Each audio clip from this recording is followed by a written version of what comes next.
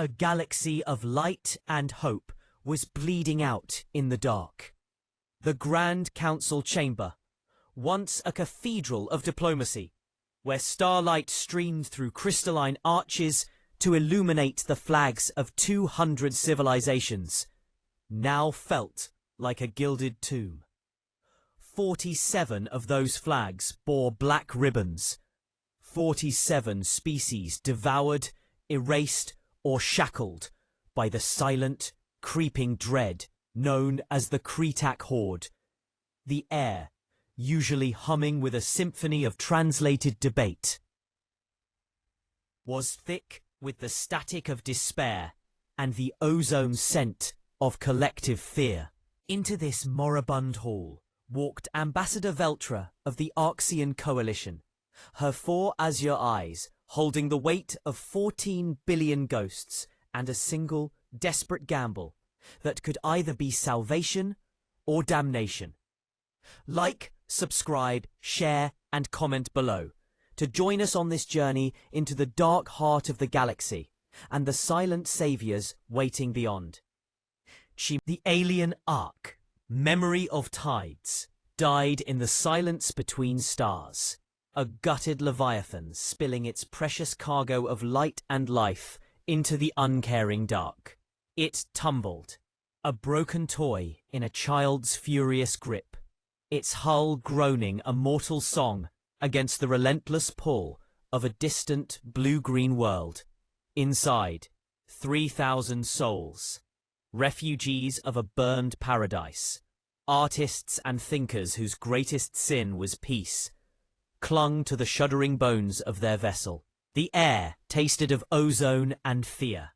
Alarms were not screams here, but terminal heartbeats, flickering lights, the last synaptic fires of a dying beast. Historian Kalara's hands, elegant and long-fingered, were locked on her restraint harness, her normally serene azure skin pulsing with the crimson and amber of raw terror.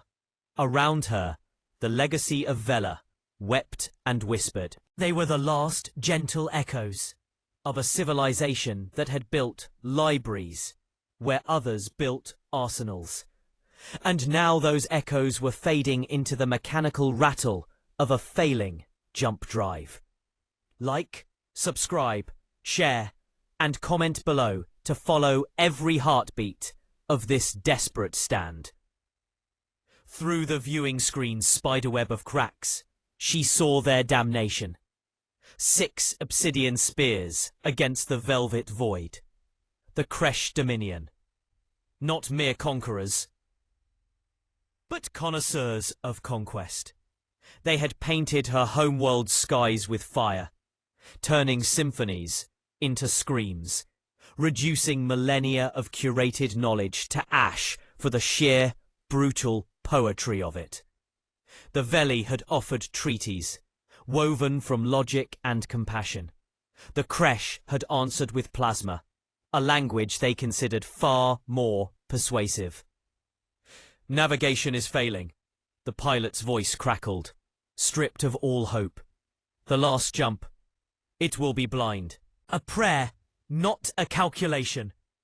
Kellera's voice cut through the panic, quieter than the sirens, but absolute. Then pray now, before they finish translating our surrender into target coordinates. The pilot's hands danced over sparking consoles. Reality itself winced, bent, and then screamed. A white, soundless fury consumed everything. When the light bled away, they hung in an alien stillness. No familiar constellations winked welcome. Only a solitary yellow star and a necklace of worlds, one of them a marble of impossible blue and white. A world their star charts called Terra Incognita. A world their sensors whispered contained oxygen, water, and the faint, buzzing signature of radio waves. Life, intelligent but primitive. Can we land? Kellera asked. I can crash, the pilot corrected, the distinction meaningless now. That is all I can promise. And crash they did. The memory of tides became a falling star, a scar of fire etched across the dawn sky of a place called Montana. It struck the earth not with grace, but with the catastrophic finality of a god's hammer. The impact carved a wound 100 feet deep in the mountain flesh, a seismic roar proclaiming an end, and, though none knew it yet, a defiant beginning. In the nearby town of Clearwater, population 2,412, who knew every secret of the mountains, but were utterly unprepared for this, Sheriff Sarah Chen's coffee cup leaped from her hand, shattering on the linoleum. The tremor was not geological. It was wrong.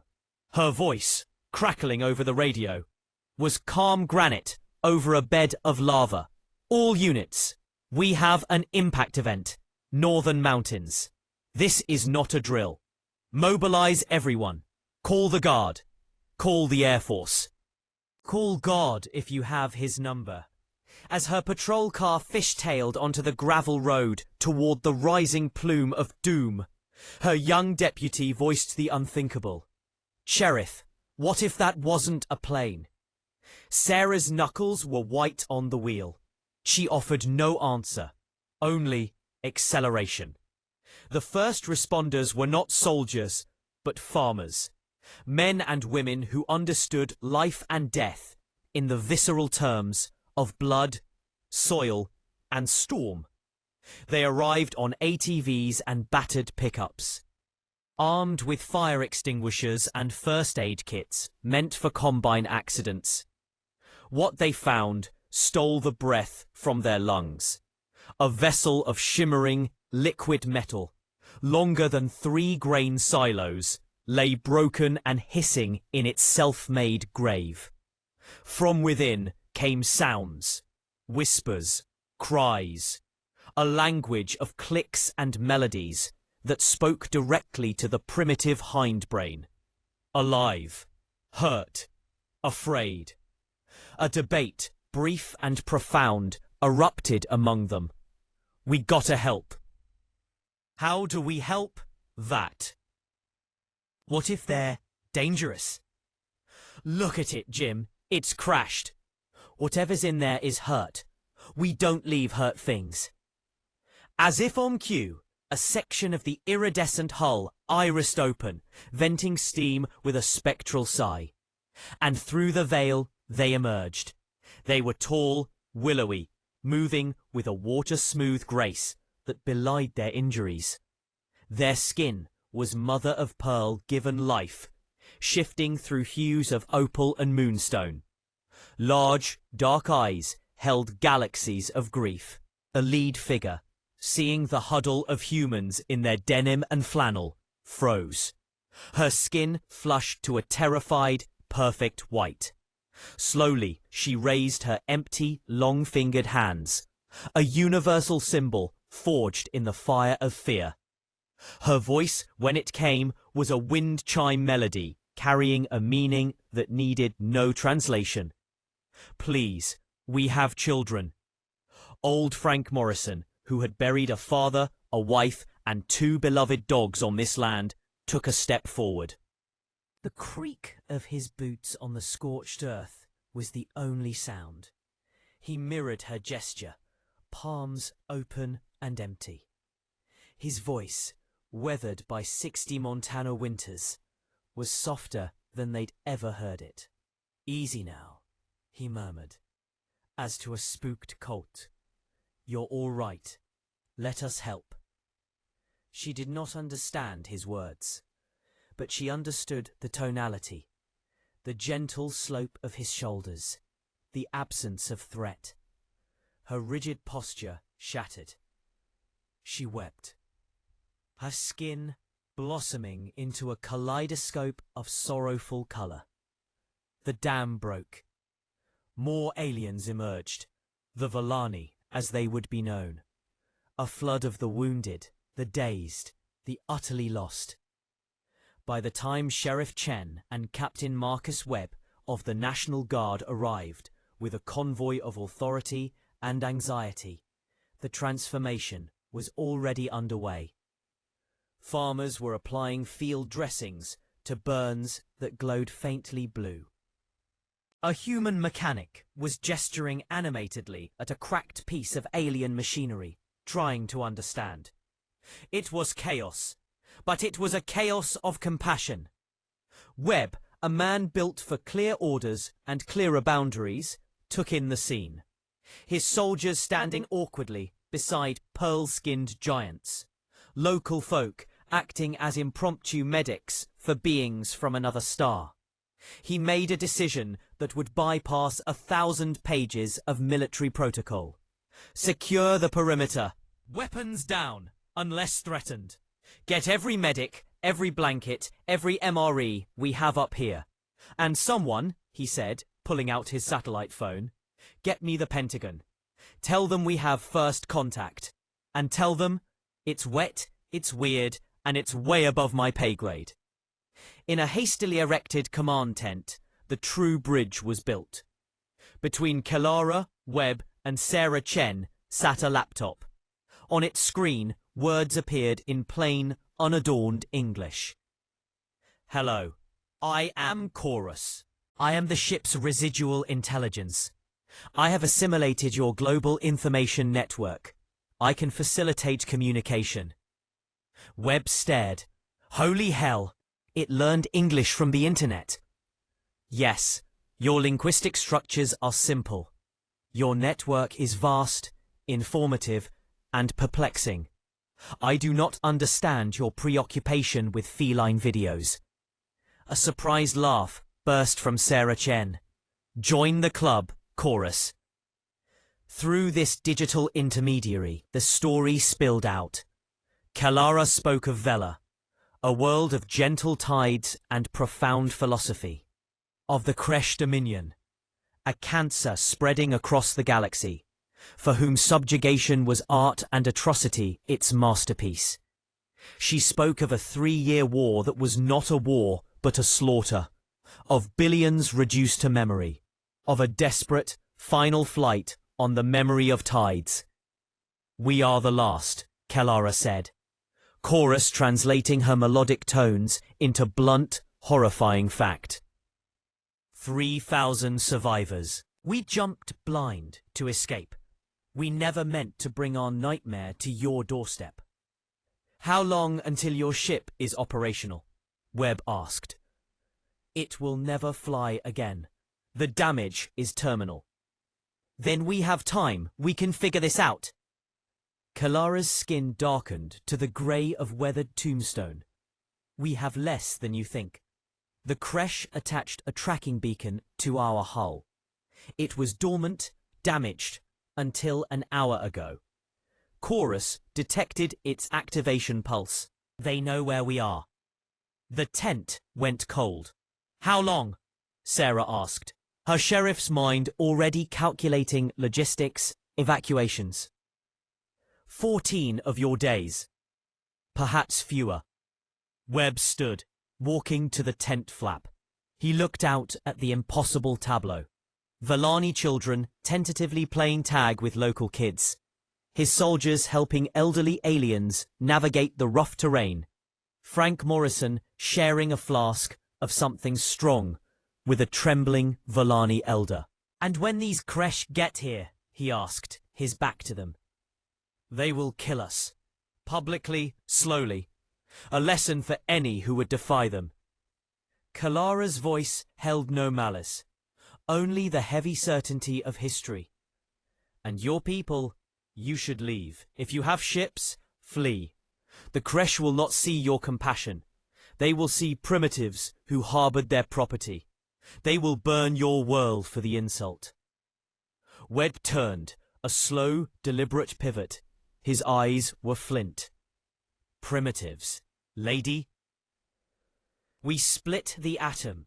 We walked on our moon. We built the internet your AI just devoured. We're not that primitive. You have no faster-than-light travel. No energy shields. No plasma weaponry. By the galactic standard, you are. She saw the storm gathering on his face and softened. I intend no insult, Captain. Only fact. The Kresh have conquered 40 star systems. Your tanks will be molten slag before they even see their enemy. Your bullets will be rain against a mountain. You cannot fight them. Sarah Chen looked at Marcus Webb. He looked back. In that silent exchange, a covenant was sealed. Not between officer and civilian, but between two humans who had just discovered a line they would not cross. Maybe we can't fight them, Sarah said, turning to Kelara. But we're sure as hell not handing you over. You would risk your world for strangers? Sarah allowed herself the small, fierce smile. You're not strangers anymore. You crashed in my county. That makes you a Clearwater problem. And in Clearwater, we take care of our own. Kelara's skin shimmered, a confused, hopeful aurora. We are not your people. Yes, Sarah said, the word final. You are now. The world held its breath, then erupted into a cacophony of fear and fury. While the United Nations convened in panicked, ceremonial impotence, debating the abstract principles of interstellar asylum over the certain vaporization of cities, Clearwater acted. The town became a crucible. The Vallani were no longer aliens. They were the new family on the ridge, the ones who needed a hand after a disaster. The local school's gymnasium became a shelter, smelling of old basketballs and alien biochemistry. Churches became clinics. Frank Morrison's barn became a machine shop where human welders worked alongside Vallani engineers, their tools speaking a universal language of spark and solder. Porous, the disembodied ghost in their machines, refined its work. Tiny earpieces were distributed, buzzing with real-time translation. The miracle of direct communication transformed cooperation into camaraderie. A Vallani engineer named Silthran, his skin flaring warm orange with fascination, found a kindred spirit in Emma Reeves, a local mechanic with a hacker's mind and grease perpetually under her nails. They hunched over a shattered Vallani medical scanner, a device that could map cellular decay, but now lay in pieces. Your technology, it's like nothing I've ever seen, Emma whispered, tracing a circuit that seemed grown, not manufactured. And yours is robustly simple. Silthran replied, his translated voice holding a note of awe. You brute force solutions. It is inefficient. It is also profoundly creative. You see problems from angles we never consider. They bonded not over shared knowledge, but over shared curiosity, a hunger to understand, to fix, to make whole. It was a microcosm of the fragile alliance blooming in the Montana soil. Meanwhile, in the command's tent that had become the war room of a planet, the brutal calculus of survival was being written. General Patricia Okonjo, her face a map of strategic grimness, pored over the data streams from Chorus. She wasn't just reading reports. She was hunting for a ghost, the ghost of a Kresh weakness. They rely on overwhelming technological superiority, she stated, her finger stabbing a holographic display of a Kresh ground assault. Shields, plasma, orbital dominance. Their tactics are as subtle as a sledgehammer. They've never needed finesse. Historian Kelara, a living archive of Kresh atrocity, nodded bleakly. No one has ever stopped a direct assault. Our only victories were in evasion, in hiding. But look at their battlefields, Okonjo countered, pulling up astrometric data. Low G worlds, thin atmospheres, predictable gentle environments. They conquer gardens, General. She turned to the room, her eyes alight with a terrible, hopeful fire. They have never fought on a death world. The term hung in the air. Captain Webb leaned forward. Earth? Earth, Okonjo affirmed. A world with gravity that breaks backs, weather that sinks fleets, an atmosphere so thick it's a soup, and a biosphere that spent 4 billion years perfecting ways to kill. They have the tech, but this, she gestured vaguely at the mountain winds howling outside, this is our terrain, our home. We make them fight here, on the ground, in the mud, and their technology becomes a liability. Kalara's skin paled to the color of frost. You would use us as bait to lure them into a trap of your own environment? I would give them a reason to land, Okonjo corrected, her voice unflinching. They want to make an example of you. Public executions require prisoners. If they think they can snatch you quickly, they'll send troops. And once those troops are planetside, under our sky, breathing our air, they belong to us.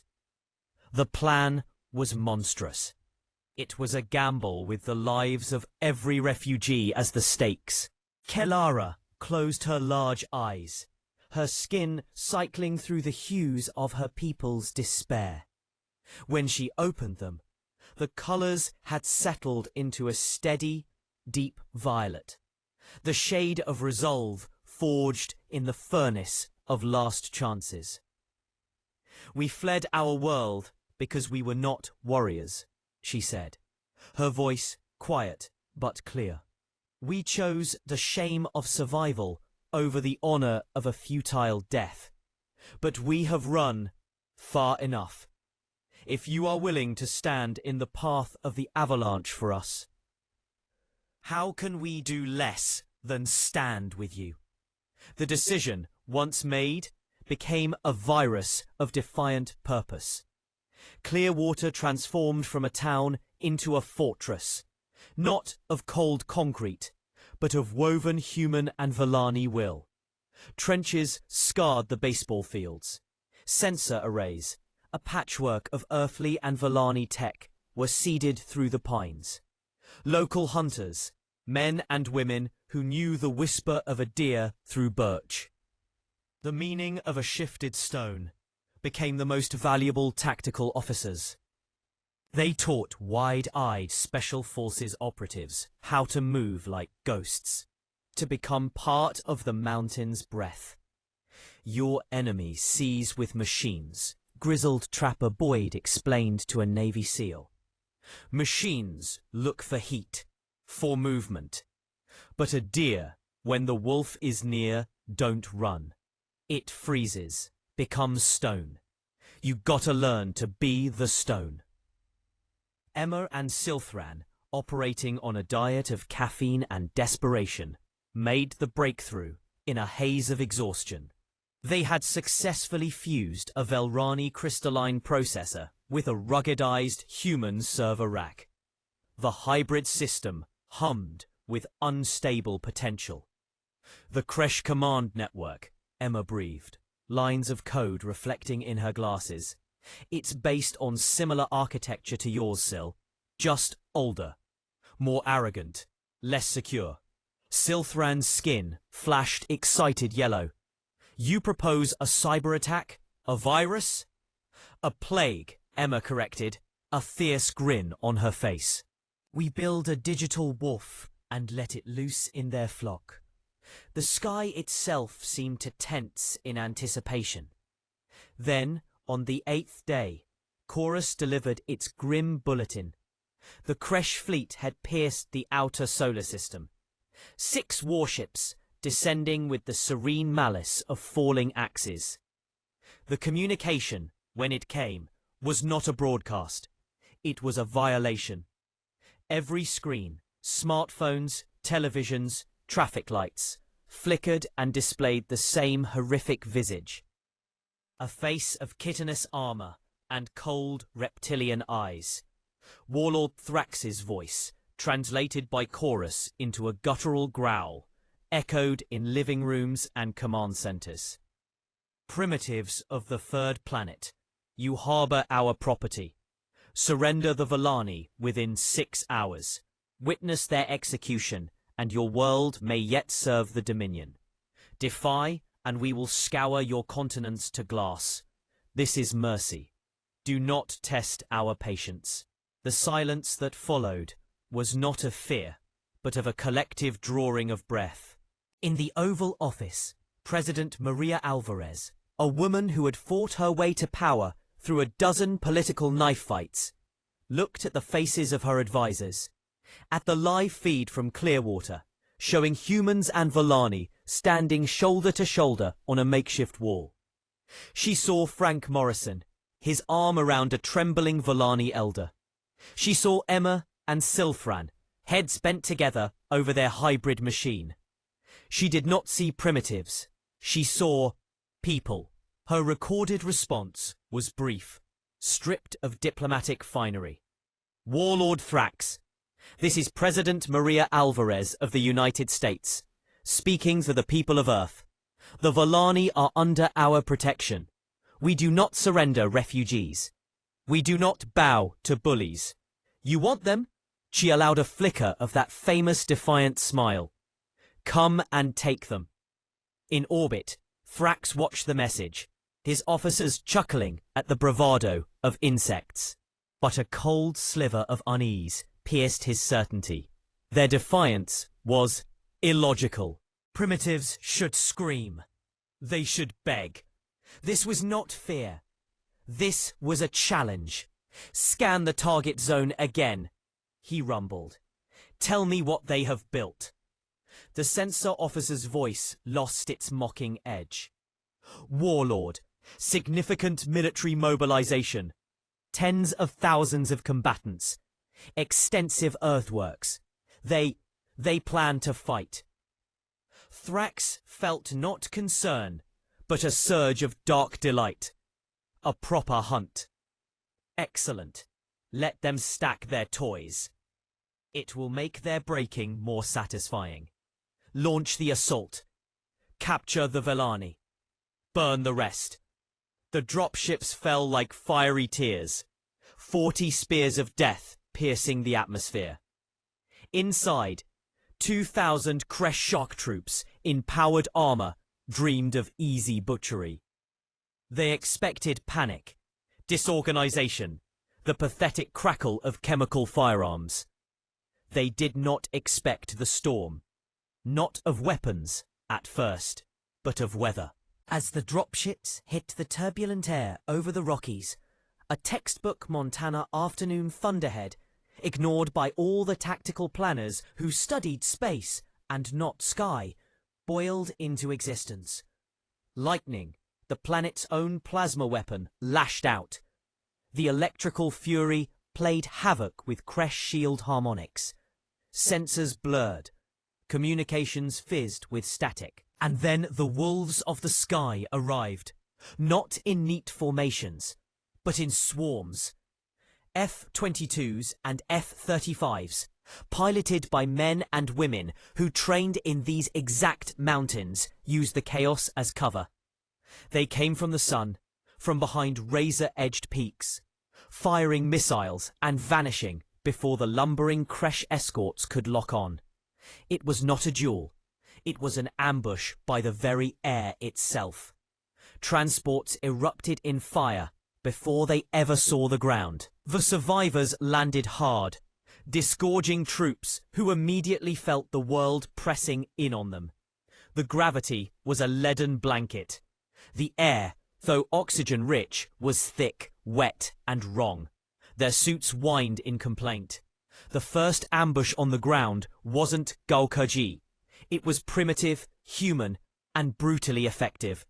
Buried charges, detonated by a kid from Billings watching a drone feed, lifted 3 Kresh warriors and tossed them into a ravine.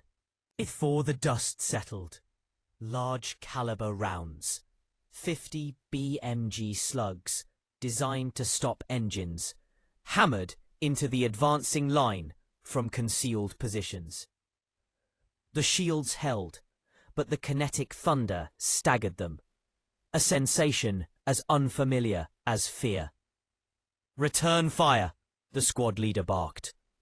Plasma bolts incinerated pines, starting fires that would later add smoke to their misery. But the shooters were already gone, fading back along pre-scouted trails. The Kresh pursued, their confidence now edged with irritation. They walked into a killing box of claymore mines and intersecting machine gun fire. 2 warriors fell, their shields overloading under the concentrated, savage impact. "These are not primitives," the squad leader reported, confusion in his voice. "They fight like ghosts." From his command post, Captain Webb listened to the report and allowed himself a thin smile. "Welcome to Earth," he murmured. "Now fall back to phase line Delta. Let the artillery say hello." The human units melted away. The Kresh, advancing with new caution, were met with the sky tearing open. High explosive shells from howitzers miles away walked across the valley in a drumbeat of annihilation. The Kresh scrambled for cover, a novel experience. Their doctrine had no chapter on this. Back in Clearwater, in the reinforced basement of the high school that served as a laboratory and bunker, Emma and Silthran faced their own battle against time. Their virus was a tangled snarl of human and Villani code, a digital chimera. "It's not elegant," Emma groaned, rubbing her eyes.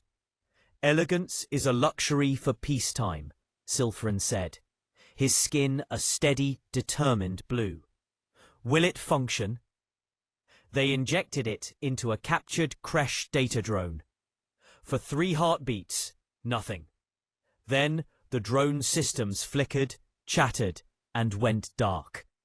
"It works," Emma whispered. Then, louder. "It works! Chorus, can you broadcast it?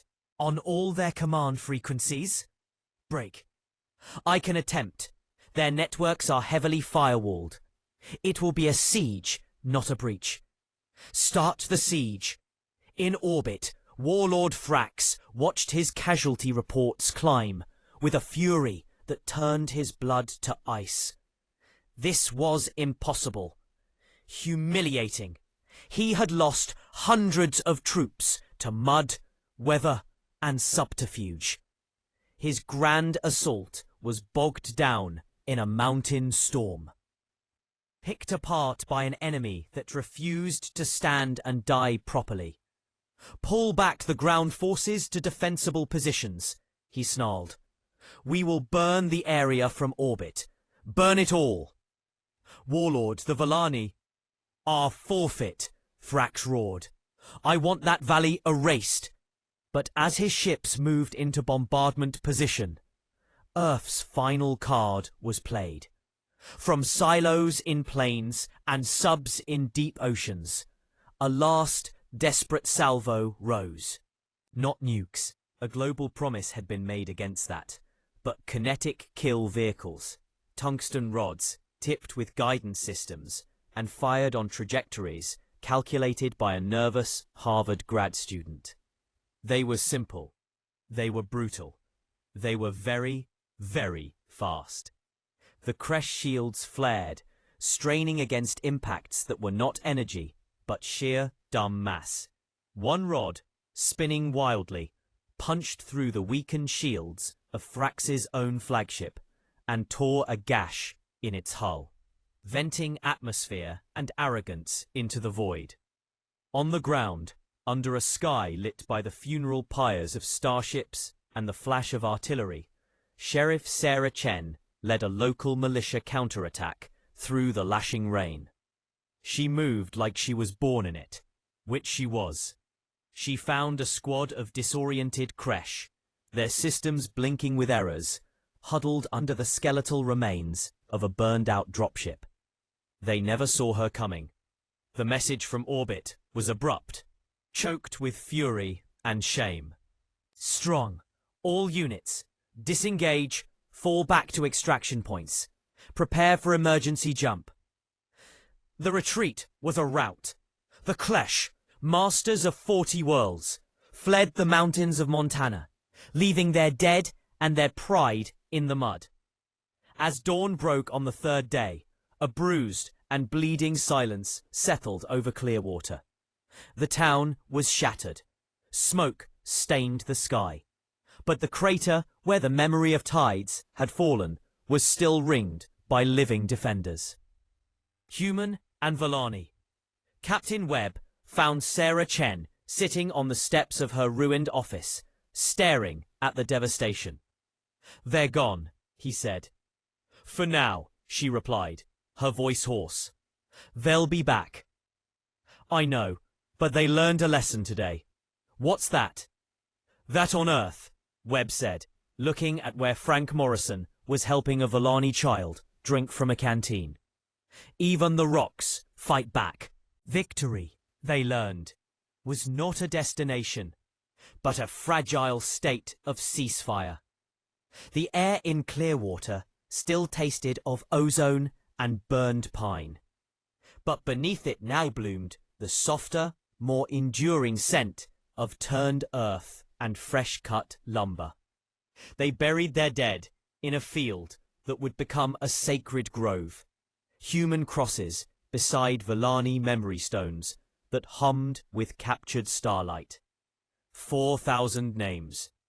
Sarah Chen's was among them, engraved on a plaque that read, "She held the line." In a quiet that followed the storm, a new kind of energy crackled to life. Not the destructive fury of plasma, but the generative spark of fusion. The world had been given a brutal, unifying diagnosis. They were not alone, and the galaxy housed malignancies. The response was not mere militarization, it was a metamorphosis. The United Nations, once a theater of diplomatic gridlock, found its spine forged in extraterrestrial fire. The new Department of Extraterrestrial Affairs' first act was not a treaty, but a declaration of sanctuary, broadcast on loops via chorus into the deep dark. It was a beacon, and beacons attract the lost. The second ship arrived 14 months later, a limping Micron trader vessel, its hull scored by Kresh tracer fire. It hailed with a simple, desperate phrase picked from the ether. "Earth helps refugees, true?" President Alvarez, her face now etched with the gravity of interstellar stewardship, responded personally. "True. Welcome home." 2,000 more souls, otter-like and wide-eyed, stepped onto the red soil of Australia, adding their knowledge of galactic trade routes and quantum barter systems to the growing pool. Then came the Helkani, crystalline beings fleeing religious purgation, the lumbering, gentle Urgod, the insectile, brilliant Kesich. Each arrival was a shock to the system, a logistical nightmare, a cultural earthquake. And each was a thread woven into a stronger tapestry. Earth was no longer just a planet. It was becoming an idea, a rumor of hope, whispered in the slave pens and hiding holes of 100 conquered worlds. There is a place that says no. In a shipyard orbiting in the quiet ballet of Lagrange Point 2, this idea took physical form. The Remember Clearwater was neither a human warship, nor a Volani explorer. It was a child of necessity. Its bones, a hybrid alloy. Its veins, a mix of fiber optic and bioluminescent conduit. Captain Marcus Webb, now Admiral, floated beside Silthran, watching a human welder in a bulky suit guide a crystalline power relay into place with a Vellani engineer's telepathic precision. "It's ugly," Webb grunted, the ghost of a smile on his face. "It is alive," Sulthran corrected, his skin pulsing a soft, proud gold. "It has a spirit of its own, a stubborn one." "Good," Webb said. "It'll need it." On the ground, the fusion was deeper. Emma Reeves and Silthran's partnership had become the engine of a technological renaissance. In a lab built atop Clearwater's ruins, they weren't just reverse engineering, they were co-inventing. "The Kresh shield harmonics fail at this frequency," Silthran said, pointing to a cascading waterfall of data. "Because it mimics the resonant frequency of this region's bedrock," Emma realized, pulling up geological surveys. "Their own tech is fighting the planet. We don't beat their shields. We get the Earth to beat them for us." It was a paradigm shift. Human ingenuity wasn't about catching up to galactic tech. It was about using the galaxy's contempt for primitives as a weapon. Their strength was their context, their deep, intimate, brutal relationship with a world that was, as General Okonjo had declared, a death world. Kelara, the historian, became the archivist of this new epoch. She walked through the rebuilt streets of Clearwater, now a bustling polyspecies hub, with a sense of awe that never dimmed. She shared coffee with Emma, the bitter human brew, a vice she'd happily acquired. "You are chaos," Kelara mused, watching a group of human, Vellani and Mikran children invent a hybrid game involving a ball, anti-gravity, and far too much shouting. "You have no unified culture, no single purpose. By all logic, you should fragment." "We do fragment," Emma laughed, constantly. "But then something big enough comes along. A storm, a depression, an alien warlord. And all those scattered pieces," she clenched her fist, "they suddenly realize they're all part of the same mosaic. The picture is messy as hell, but it's ours." The intelligence that shattered the piece came not from deep space, but from the collective whispers of the refugee network. The Kresh Dominion was not merely returning for revenge. They were coming to exterminate the idea itself. Warlord Thrax, his disgrace festering into obsession, had assembled not a fleet, but an armada. 38 capital ships, 20,000 ground troops. The message was clear. They would not just take the Vellani. They would salt the earth of the upstart world that dared defy the natural order of master and slave. The War Council convened, not in the Pentagon, but in the heart of Clearwater, in a hall built from reclaimed ship hull and local timber. It was filled with the faces of Earth's new reality. Human generals, Vellani engineers, Mikran tacticians, Helkani philosophers of war. General Okonjo stood before a holographic star map. "They expect us to fight the same war, to cower behind our walls and wait for the hammer. So we will not give them that war." Admiral Webb raised an eyebrow. "We meet them in deep space?" "No," Okonjo said, her eyes gleaming. "We invite them in. We let them think they've won the orbit, that their invasion is proceeding. We let them plant their boots on our soil, deep into our territories. And then," she zoomed the map in, not on cities, but on vast, empty stretches. The Siberian taiga, the Amazon basin, the Sahara, the ocean depths. "We drown them in the context they cannot comprehend. We fight a planetary guerrilla war on a scale they cannot imagine. We make Earth itself swallow them whole." It was a strategy of breathtaking audacity and risk. It required the trust and coordination of every nation, every species, every individual on the planet. It required believing that a farmer in the Punjab and a software engineer in Sao Paulo and a Villani teacher in Montana were all part of the same immune system, and the pathogen was descending from the sky. The final hours were a global, silent preparation.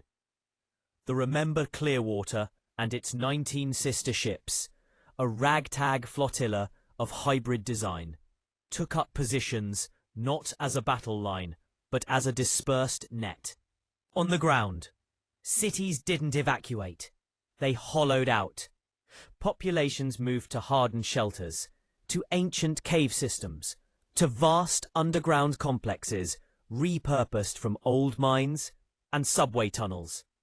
The surface was left almost empty. A beautiful, tempting trap. Thrax's armada arrived with the silent, terrible grace of a solar eclipse. The transmission that blared across all frequencies was stripped of even the pretense of terms. World called Earth, your sanctuary is a cancer, your defiance a blasphemy. We are the surgical fire. There will be no offer of surrender. There will be only erasure. President Alvarez's response was broadcast from a bunker, but her voice carried the weight of every soul on and above the planet. Warlord Thrax, you see a world to conquer. We see a home to defend. You see refugees to re-enslave. We see family to protect. You believe might makes right. We believe that right, defended by the stubborn and the brave, becomes might. This is not our first stand. It will not be our last. Earth and all who stand with her are waiting. The Kresh invasion began with a orbital barrage meant to crack continents. It fizzled against a planetary shield network, a last gift from the combined engineers of a dozen species, powered by geothermal taps and focused through salvaged Kresh technology. It held, but at a catastrophic energy cost. It would not hold for long. Dropships fell in a meteor storm, thousands of them, blanketing the planet. They expected resistance at the beaches. They found ghost towns, abandoned fields, silent cities, a planet that seemed to have already surrendered. Thrax on his flagship felt a surge of vindictive triumph. They have hidden. They are rats in the walls. We will smoke them out. He ordered the ground forces to deploy, to occupy, to hunt. The 7th Kresh Legion descended into the Amazon rainforest. Their sensors, tuned for urban heat signatures and military formations, were overwhelmed by a solid wall of biological noise. The humidity short-circuited secondary systems. The air was a solid, wet blanket. On their 3rd day, as they marched along a riverbank, the water itself seemed to rise up and attack them. Not with guns, but with caimans the size of their dropships, with parasitic wasps that infiltrated armor seals, with vines that tripped their scouts and hid venomous snakes. Their first casualties were not to enemy fire, but to fever and poison. Then, from the canopy, silent arrows, tipped with neurotoxins, derived from Villani biochemistry, found the gaps in their armor. The Legion didn't fight an army. It fought a biome, and the biome was winning. The 12th Legion landed in the Himalayas. The thin air they had mocked on Vela was a killer here. Their power armor strained, batteries depleting at twice the normal rate. Blizzards, conjured from nothing, blinded them. And from the cliffs above, human and god climbers, using no tech that would register on scanners, rained down precisely targeted rockfalls, and slammed shaped charge explosives onto their backs. The Kresh were not defeated. They were disassembled by the mountain. In the North Atlantic, the 3rd Aquatic Assault Brigade found their submersible carriers stalked by creatures of the deep they had no names for, and by human-manned submarines so quiet they seemed like ghosts. Pressure, the eternal enemy of the deep, became a weapon. And in Clearwater, the heart of the defense, Thrax committed his personal guard. He would take the symbol, break it on live feed to the galaxy. They landed in force, meeting the expected, hardened defenses. A brutal, conventional battle erupted. Webb commanded from the Remember Clearwater, now engaged in a desperate dance with 3 Kresh cruisers in high orbit, buying time. On the ground, it was house to house, blade to blade. Frank Morrison, now in his 80s, didn't fight from a trench. He sat on his porch, a hunting rifle across his knees, and told stories to the Villani children huddled in his root cellar. His voice, a steady, calming rumble against the symphony of destruction outside. The tide turned, not with a grand charge, but with a silent, digital whisper. Emma and Silthran, protected in the deepest bunker, launched their perfected virus. Gay Bulg, they'd named it, after a legendary barbed spear. It didn't just crash systems. It turned them against their masters. It whispered false commands, fed corrupted data, made friend and foe icons swap on tactical displays. A Kresh soldier would see his brother's armor tagged as a human assault mech. A ship's gunner would receive targeting solutions for his own flagship. Chaos, the human superweapon, was injected directly into the Kresh neural network. On his bridge, Thrax watched in horror as his perfect invasion dissolved into a fractal nightmare. His screens showed impossible things. Entire legions reporting engagement with phantoms, ships firing on each other. The very fabric of his command unraveling. Warlord, the planetary shield is failing. We have a clean bombardment window. Thrax, his empire of order reduced to screaming madness, made his last, spiteful decision. Target the coordinates of the original Villani crash site. Target Clearwater. Burn it from orbit. Leave nothing but glass. The order went out. The weapon ports glowed. Below, in the bunker, the shield status monitor flatlined. A countdown appeared on secondary screens. 30 seconds to atmospheric impact. General Akonjo met Webb's eyes over the comms. No words were needed. The final option. Across the planet, in silos and subs and hidden launch platforms, the last resort was activated. Not kinetic rods this time.